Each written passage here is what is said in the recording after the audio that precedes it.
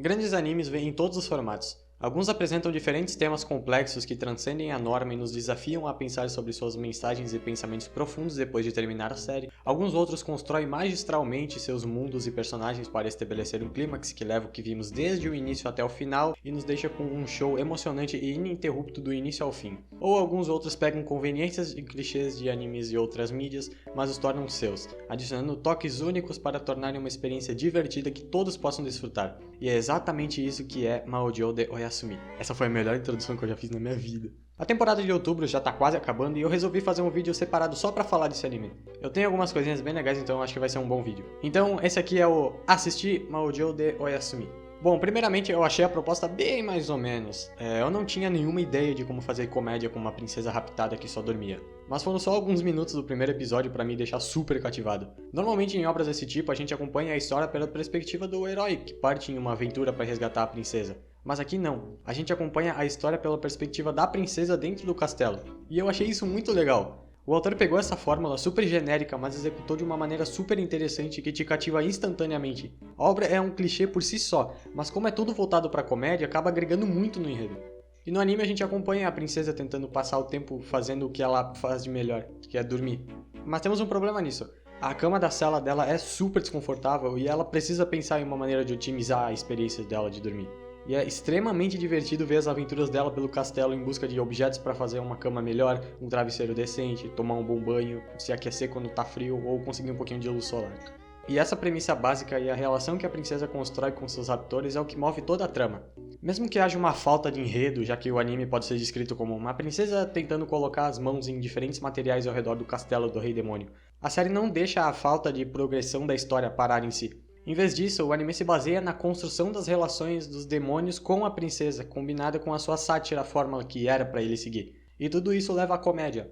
A direção é bem competente e algumas vezes trazem algumas ideias bem legais, como em vários momentos tratar o anime como se fosse um RPG, colocando elementos de RPG, como quando ela inicia ou termina uma quest e aparece selos na tela, ou quando aquela caixinha de ações aparece, ou quando ela fica perto de algo prejudicial à saúde dela, ela começa a perder HP. Eu achei isso muito legal. Também tem a abertura e o encerramento que são super retardados. Eu aprecio bastante quando a opening e a ending complementam a comédia do anime. E Mahou de Oyasumi tem isso. A abertura é bem no estilo LSD, cheia de coisa acontecendo com um monte de luz, uns painéis super coloridos mexendo de fundo. E o encerramento é ela voando em cima de alguns bichos estranhos, navegando com ursinhos ou usando roupas de ursinho. Os personagens também são sensacionais, super carismáticos e bem característicos.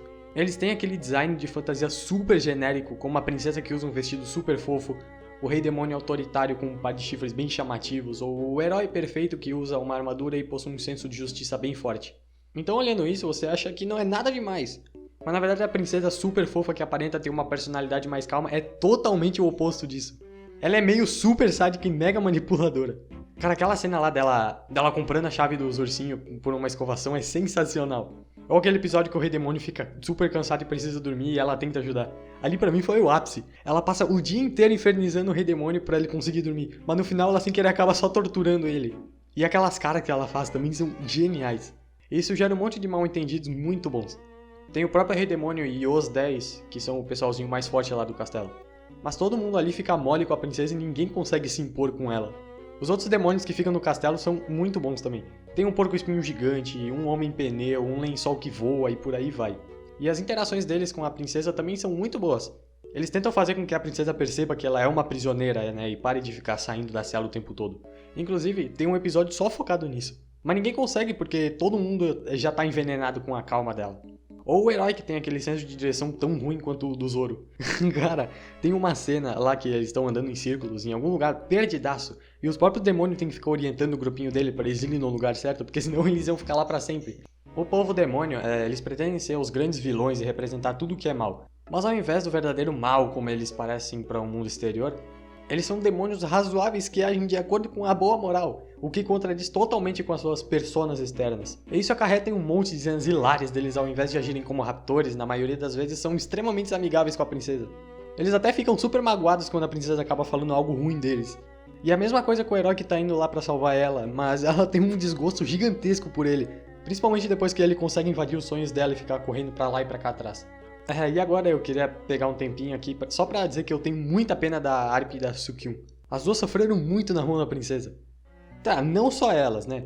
Tem uma hora ali que o Rei Demônio questiona se é mesmo uma boa ideia continuar mantendo ela lá como prisioneira. Mas a Tsukiyun, que só queria ser famosa, acaba se tornando dublê da princesa, e a Arp só queria ter uma amiga, mas é abusada psicologicamente por ela. Mas pro final tem um episódio que a princesa começa a se comportar como uma verdadeira prisioneira, assim como eles queriam. Mas ela começa a falar umas verdades e todo mundo ali acaba se sentindo muito culpado e fazem ela parar. E depois a gente vê que ela só usa essa estratégia aí quando é conveniente pra ela. Novamente uma comédia sensacional. E pra finalizar, mesmo com todos esses personagens cômicos que nos levam a várias horas de risos, no final a obra ainda tenta passar uma mensagem simples, mas bem poderosa, digamos assim. No último episódio, quando dá umas merda louca e a princesa volta pro reino humano pra ajudar a Tsukiyun, ela acaba tendo que discursar pra todos do reino. E ela acaba dizendo pro povo demônio mesmo, que também estavam assistindo o pronunciamento, que ela sabe que eles são pessoas gentis e boas. E é essa toda a mensagem. Embora possamos facilmente agrupar pessoas em boas e más com base nas nossas percepções, a gente nunca sabe como essas pessoas, ou demônios no caso do anime, realmente são até que passamos um tempo valioso uns com os outros, como iguais.